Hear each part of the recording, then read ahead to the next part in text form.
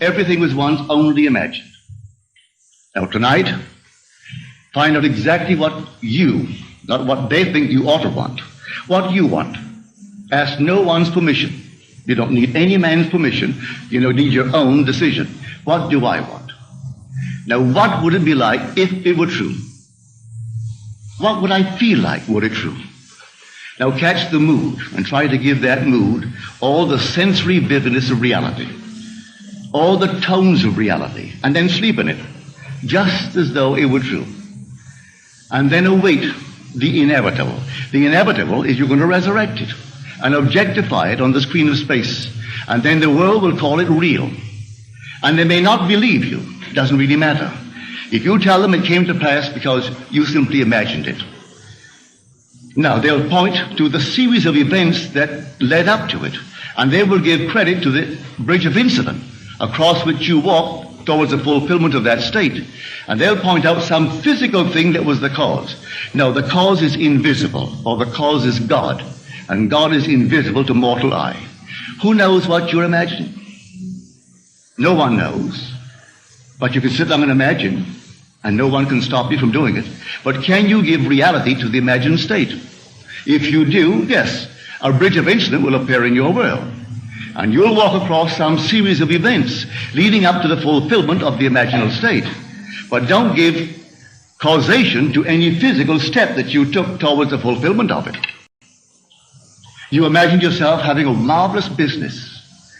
And then comes the day a building is for sale, and you haven't a nickel towards it. And not a total stranger, but a man comes in and asks you quite in a friendly manner, are you going to buy it? And knowing you don't have a penny, you say to him, as you would a friend to a friend, with what? And then he said, well, I have money. It's only in the bank drawing nothing. You say, well, I have no collateral. But he said, I've watched you. You're an honest person. Your family, they're honest. I think they are. Would you like me to buy it for you? I'll get my lawyer to bid for it. If they knew that I'm bidding, that I have money, they'll bid me up. And so I get it at the very lowest price by getting a lawyer who represents more than one client, and they do not know who he represents, and he'll bid for it. Are you willing to take it regardless of the price? And you say, yes, I'll take it. But I have no collateral. All I need is your signature, that you will simply pay 6% on whatever the price is, and then reduce that principal over a period of 10 years. Agreed? Yes. But then sign this, and we'll see if we can buy it. That day, you owned the building. And you didn't have one nickel when you owned the building that day. You only had your signature on a piece of paper. At the end of 10 years, you repaid the man his principal. You reduce it every year, paying him 6% on the remaining principal, and reduce the entire thing at the end of 10 years. That man dies 20 years later and leaves you $150,000 in cash, tax-free, and a couple of homes and many personal belongings. In the meanwhile, you continue in that business, and it multiplies and multiplies. And that year was 1922, 1924.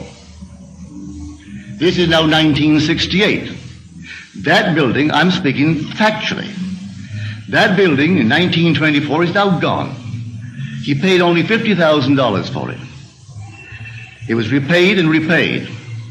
A bank 3 years ago bought the property, because the building was rotted, bought the property for $840,000 in cash and no capital gain, from $50,000 to $840,000.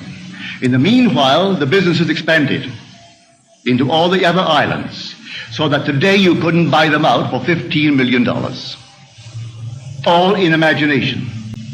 And this goes back to the imagination that preceded this man's offer to buy the building. For the young man, seeing this building and entertaining a thought that the present owners deceived his father, and through deception got him out of a partnership, a junior partnership.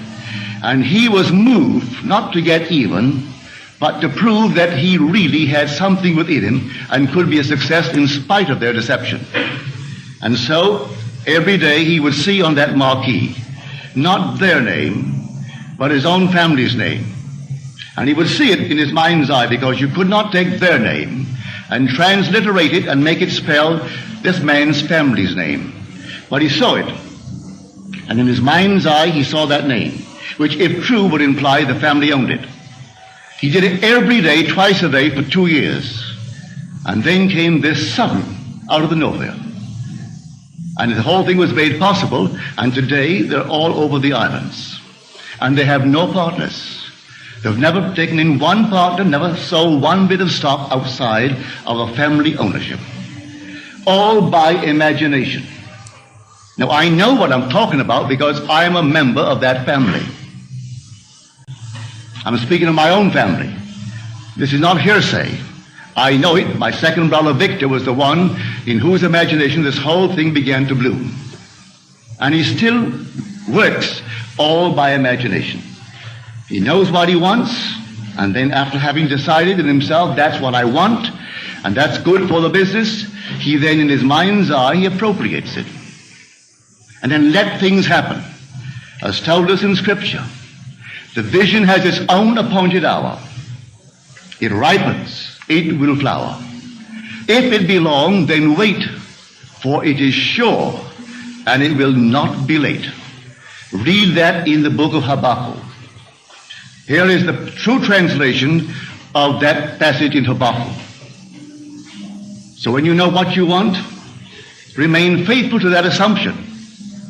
And the assumption, though at the moment, is denied by your senses and denied by reason. If you persist in it, it will harden into fact. Are we not told that God calls a thing that is not seen as though it were seen, and then the unseen becomes seen? He calls everything from the unseen into the seen in this simple manner. For he is the resurrecting power. So if I assume that I am, I don't have to have evidence to support it. I assume that I am. I am what? Well, I name it. And having given it a name, given it form, given it definition, remaining in it, I resurrect it. So I know what I'm talking about.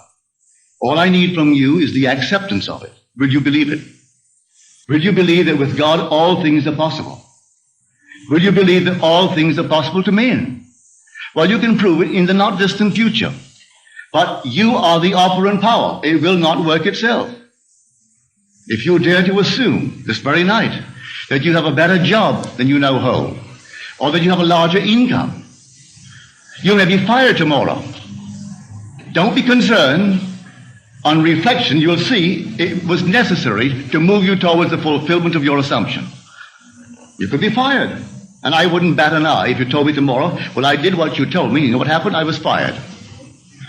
I have seen that. It takes someone to fire you to get you into a better job. I have seen that time and again. I wouldn't go out and quit the job.